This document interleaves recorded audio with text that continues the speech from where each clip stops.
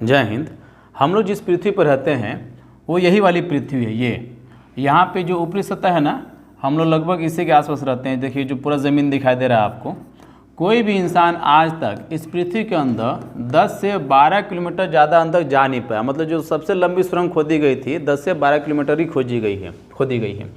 अब सवाल ये बनता है कि जब आदमी इसके अंदर गया नहीं है तो फिर उसको कैसे पता है कि इसके अंदर क्रस्ट है, मेंटल है, कोर, ऐसी कई सारी चीज़ें हैं, या पृथ्वी के अंदर कौन कौन से तत्व हैं या कौन कौन सा स्ट्रक्चर है। देखिए उसका सीधा सा जवाब ये है कि इस पृथ्वी के अंदर ना भूकंप पैदा होता है। भूकंप, और उस भूकंप की लहरों का जो संचालन होता है बाहर की तरफ, उसका स्टडी करके हम पता लगा लेते हैं कि पृथ्वी के अंदर कितनी सतह है और पृथ्वी के अंदर क्या टेम्परेचर है, दाब वगैरह जो भी है। तो देखिए उस स्टडी के हिसाब से पृथ्वी की 3 लेयर है मोटा मोटी। सबसे पहले ऊपर वाला जो दिखाई दे रहा है आपको, ये है क्रस्ट, इसको बोलते हैं क्रस्ट। ये जो बीच वाला है इसको बोलते हैं मेंटल। मेंटल मतलब हो पागल वाला मेंटल ना, और ये जो है ना ये हिस्सा, इसको बोलते हैं कोर। ठीक है, बाहरी सब बोलेंगे क्रस्ट, बीच वाले से बोलेंगे मेंटल। अच्छा, मेंटल कहानी एकदम अजीब है। मेंटल जो है ना भोजपुरी फिल्म के हीरो हीरोइन की तरह एकदम हट्टा कट्टा खा के बड़े पता नहीं क्या खा के आ जाता है, सब एकदम पूरा बरियार है। और ये जो है ना कोर है, ये थोड़ा सा आप कह सकते हैं साउथ की फिल्म की तरह है। अब बाकी ये सब बॉलीवुड है। बॉलीवुड कितना मोटा है ये जान लीजिए, 30 से लेके 100 किलोमीटर। बॉलीवुड मतलब कि क्रस्ट। अब देखिए इसमें एक चीज़ को समझ लीजिए कि पूरे पृथ्वी का माने पूरे अर्थ का सिर्फ 1% जो है ना वो निर्माण करता है क्रस्ट। इसका मतलब अगर मैं आपको समझाने का प्रयास करूँ, मान लीजिए सपोज कीजिए कि पूरा पृथ्वी 100 किलो है, इसका मतलब सिर्फ 1% जो है ये 1 किलो सिर्फ क्रस्ट है। जबकि हमारा जो मेंटल है ये 84% का बनाता है, और ये हमारा जो है ना ये 50% का निर्माण करता है। लेकिन ये जो 50% निर्माण करता है इसी वॉल्यूम का निर्माण करता है। जब द्रव्यमान में आप जाएंगे ना तो द्रव्यमान में लगभग ये 32% का निर्माण करता है। क्यों 32%? इतना बड़ा गैप क्यों है? हम लोग जब उस टॉपिक पे चलेंगे, मतलब जब कोर को पढ़ेंगे तो इसको बहुत अच्छे से समझेंगे। क्रस्ट जो सबसे बाहरी लेयर है और ये लगभग 30 से 100 किलोमीटर के आसपास मोटा माना जाता है। हालांकि साइंटिस्ट 30 ही मानते हैं, लेकिन कुछ और लोग जो है जो मानते हैं कि ना 100 किलोमीटर तक इसकी मोटाई होनी चाहिए। क्रस्ट जो है ना मेनली बना हुआ है चट्टानों से। चट्टानों मतलब कि हाँ जो भी चट्टान है, और सादी चट्टान हुआ या आग्नेय चट्टान हुआ, चाहे कैंती चट्टान हो, जो भी चट्टानें हैं उनसे निर्माण हुआ क्रस्ट का। क्रस्ट के 2 लेयर हैं, एक को बोलते हैं आउटर लेयर, एक को बोलते हैं इनर लेयर। अगर इंग्लिश में जाइएगा ना आप तो एक को बोलेंगे हम लोग कॉन्टिनेंटल क्रस्ट, और दूसरा जो है ना ओशियनिक क्रस्ट है। अभी जो कॉन्टिनेंटल क्रस्ट है मतलब क्या, जो ज़मीन का हिस्सा है, जो महाद्वीपीय है। ओशियनिक क्रस्ट का मतलब क्या हुआ, समुद्री। ठीक है, ये जो कॉन्टिनेंटल क्रस्ट है ये बना है ग्रेनाइटिक चट्टानों से, जबकि ओशियनिक क्रस्ट जो है ये हमारा बना हुआ है बेसाल्टिक चट्टानों से। ठीक है ना, ये बना है बेसाल्टिक चट्टानों से। कॉन्टिनेंटल क्रस्ट की अगर बात करें तो इसकी मोटाई ज़्यादा होती है, लगभग 30 किलोमीटर मोटा होता है, जबकि ओशियनिक क्रस्ट जो है ये सिर्फ 5 किलोमीटर के आसपास मोटा माना जाता है। इसमें एक चीज़ और ध्यान देने की बात है, देखिए आप जब ऊपर से नीचे जाएंगे ना पृथ्वी के अंदर तो 3 चीज़ें बदलती चले जाएंगे। सबसे पहला होता है प्रेशर, दूसरा होता है आपका टेम्परेचर, और तीसरा होता है डेंसिटी। जितना आप अंदर जाएंगे ना उतना इन सब का बदलाव होता जाएगा। कैसे बदलेगा मैं आपको 1 बाय 1 स्टेप बाय स्टेप समझाने का प्रयास करता हूँ, लेकिन उसके पहले आप एक चीज़ को समझिए। देखिए ये हमारा जो कॉन्टिनेंटल क्रस्ट है, कॉन्टिनेंटल क्रस्ट ये मेनली बना हुआ है सिलिका से और प्लस एल्यूमिनियम से, इसलिए इसको सियाल कहा जाता है। जबकि जो ओशियनिक क्रस्ट है ये बना है सिलिका और प्लस मैग्नीशियम से, इसलिए इसको सीमा कहा जाता है। रीमा सीमा डीमा वाला ना, ये दूसरा सीएम है, मतलब सी मतलब सिलिका और एम मतलब मैग्नीशियम, जबकि कॉन्टिनेंटल क्रस्ट से बना है सियाल से। अगर हम डेंसिटी की बात करें तो इसकी डेंसिटी होती है 2.7 ग्राम पर सेंटीमीटर क्यूब। ठीक है, जबकि इसकी डेंसिटी होती है लगभग इसकी डेंसिटी होती है 3.5 सेंटीमीटर क्यूब। चूँकि ये नीचे का पॉइंट है तो ये नीचे बढ़ता चला जाएगा। मैंने आपको बताया जैसे ही आप नीचे जाएंगे, जितना पृथ्वी के अंदर चलते चले जाएंगे डेंसिटी बढ़ती जाएगी। अब एक सवाल और यहाँ पर बनता है कि डेंसिटी क्या है। देखिए डेंसिटी जो है कुछ नहीं है, किसी भी वस्तु का क्या घन है, कितना दबाव है, वही डेंसिटी कहलाता है। मैं आपको थोड़ा सा समझा देता हूँ। देखिए जैसे 2.7 ग्राम पर सेंटीमीटर क्यूब, अगर इसको आपको समझना है तो छोटा सा एग्जाम्पल लीजिए। अगर एक ईंट का साइज है और उसी साइज का लोहा का आप साइज ले लीजिएगा ना तो लोहा का वेट बढ़ेगा। साइज तो सेम है, देखने में तो सेम दिख रहा है, लेकिन वेट में अगर बात करेंगे ना तो लोहे का वेट ज़्यादा होगा। क्यों? क्योंकि लोहे की डेंसिटी ईंट के डेंसिटी से कई गुना ज़्यादा होती है। जबकि अगर उसी साइज का लकड़ी ले लेंगे आप तो लकड़ी से ज़्यादा वेट लोहे का ईंट का हो जाएगा। क्यों हो जाएगा? क्योंकि ईंट की डेंसिटी लकड़ी की डेंसिटी से ज़्यादा होती है। अर्थात अगर डेंसिटी किसी का ज़्यादा होगा तो साइज सेम होने के बावजूद भी उसका वेट ज़्यादा होगा। एकदम सेम उसी तरह से अगर यहाँ पे देखें ना ग्राम पर सेंटीमीटर क्यूब, मतलब 1 सेंटीमीटर क्यूब अगर आप मिट्टी लेंगे कंटेनर क्रस्ट की तो उसका वेट होगा 2.7 ग्राम। जबकि अगर आप ओसेनिक क्रस्ट की मिट्टी को उठाएंगे, चाहे ओसेनिक मटेरियल जो भी है, तो उसका जो 1 सेंटीमीटर क्यूब अगर मिट्टी को उठा लेते हैं आप, उसका वेट बनेगा 3.5। जबकि जितना अंदर जाएंगे आप, जैसे मेंटल में जाएंगे तो मेंटल की डेंसिटी होती है 4.5 ग्राम सेंटीमीटर की। आप मेरी बात समझ रहे हैं ना? ये डेंसिटी बढ़ती चली जाएगी, जितना अंदर जाएंगे उतना सघन होता जाएगा। क्यों? उसकी 2 वजह है। मेन वजह ये है उसके दाब बहुत ज़्यादा है, अंदर दाब ज़्यादा है, जितना दाब होगा उतना घनत्व ज़्यादा बढ़ता चला जाएगा। तो ये एक मोटी मोटी जानकारी है आपको कि कंटेनर क्रस्ट और ओशनिक क्रस्ट क्या है। अब देखिए, जैसे कंटेनर क्रस्ट आप जाएंगे ना मेंटल की ओर, यहाँ पे एक लेयर मिलेगा जिसको कोनार्ड डिसकंटिन्यूटी कहते हैं। मतलब ये जो बहुत पतला सघन लेयर है ये दोनों को अलग करता है।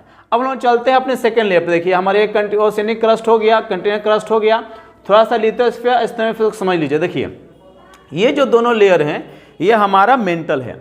मेंटल क्या होता है? मेंटल क्रस्ट के बाद वाला लेयर होता है। अच्छा, ये भी दो तरह के होते हैं। एक होता है आपका अपर मेंटल, जबकि दूसरे बोलते हैं लोअर मेंटल। अपर मेंटल और कॉन्टिनेंटल क्रस्ट के बीच में 2 लेयर मिलते हैं, जिसमें से एक होगा लिथोस्फीयर और दूसरा होगा स्टेनोस्फीयर। स्टेनोस्फीयर के बारे में थोड़ा सा आप जान लीजिए। देखिए स्टेनोस्फीयर की मोटाई यहाँ से लगभग 400 से लेकर 500 किलोमीटर अंदर तक माना जाता है। अब जब ज्वालामुखी देखते हैं ना, ज्वालामुखी से जो लावा निकलता है जिसको लोग मैग्मा बोलते हैं, वही मैग्मा जो निकलता है ना, वो मालूम है कहाँ से निकलता है?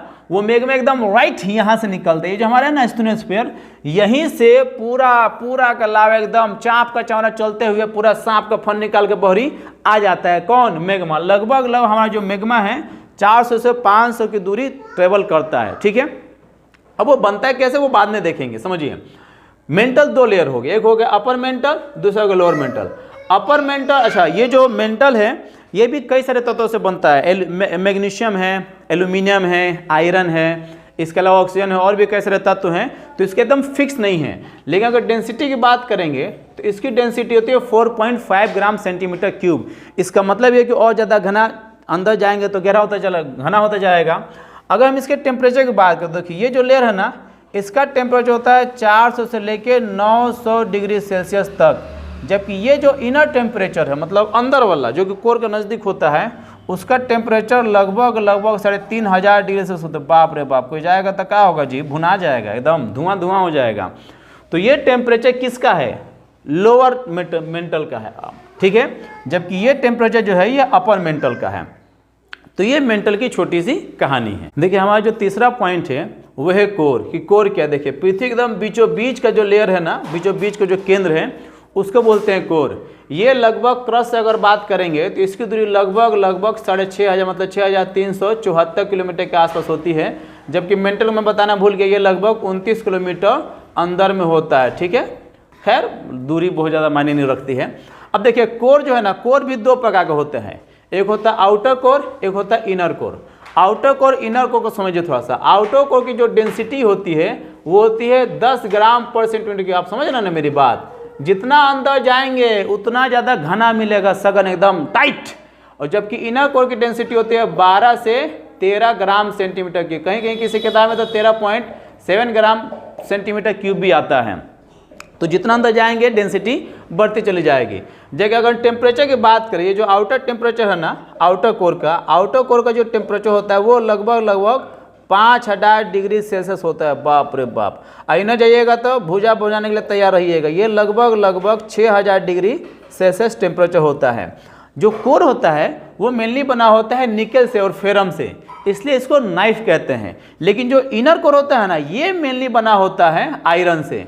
इसमें थोड़ा सा सिलिका भी होता है, तो कह सकते हैं कि लगभग 20% होता है सिलिका, जबकि 80% जो होता है ना वो आयरन होता है। तो जो बीच वाला एकदम अंदर एकदम बाबूजी के मुड़िया पर जाके लालन यहाँ बैठा हुआ है एकदम लाल लाल, वो आपका हो जाता है क्या बोलते हैं इनर कोर, और ये बना होता है लगभग 80% लोहे से। दो चीज़ें बहुत मैंने समझ लीजिए। देखिए जिस तरह से हमने समझा कि ये हमारा जो लेयर है ये मेन वजह है जहाँ से हमारा प्राइमरी सोर्स है बल्कि लावा का, मैग्मा का, उसी तरह से देखिए ये जो है ना आप जो देख रहे हैं ये आउटर कोर जो होता है ये पृथ्वी के ऊपर जो चुंबकीय क्षेत्र का निर्माण होता है उसकी मेन वजह यह, मतलब यही वजह है, इसी के कारण पृथ्वी के ऊपर जो है चुंबकीय क्षेत्र का निर्माण होता है। दूसरी चीज जानिए, दूसरी चीज कमाल की बात यह है कि ये जो है ना ये लेयर माने आउटर कोर, ये लेयर जो होता है ये लिक्विड फॉर्म में होता है, लेकिन मतलब हम पानी की तरह नहीं। जैसे कि प्लास्टिक वगैरह देखा होगा आपने, प्लास्टिक जब जल जाता है तो कैसे थोड़ा सा पिघला टाइप का रहता है, चाहे प्लाज्मा का लेयर मान लीजिए, चाहे हाँ थोड़ा सा घी भी अगर ज़्यादा सॉलिड लिक्विड फॉर्म में हो तो, मतलब जब सबसे बेस्ट एग्जाम्पल समझने का है कि जब प्लास्टिक पिघलता है तो उस फॉर्म में ये वाला पाया जाता है। लेकिन ये जो है एकदम बीच वाला कोर ये हमारा सॉलिड फॉर्म में है। अभी अजीब लगता है कि इसका चूँकि टेम्परेचर किसी वस्तु का ज़्यादा बढ़ेगा तो सिंपल सी बात यह है कि उसकी लिक्विडिटी ज़्यादा होगी, मतलब ज़्यादा लिक्विड बनेगा। जिसका टेम्परेचर कम होगा सॉलिड बनेगा। तापमान बढ़ते बढ़ते क्या होता है, चीज़ें जो हैं सॉलिड नहीं रहती हैं, लिक्विड होती चली जाती हैं।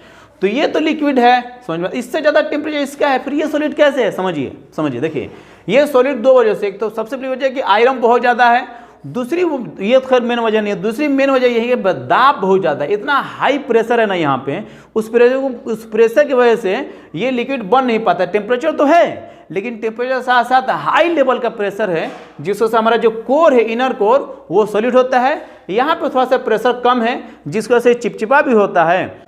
अब एक बहुत इंपॉर्टेंट सवाल रह जाता है, वो ये है कि हमारा जो कोर है ये इतना गर्म क्यों है, यहाँ पे हीट क्यों है इतनी ज़्यादा। देखिए तो इसकी तीन मेन वजह है, 1 2 3।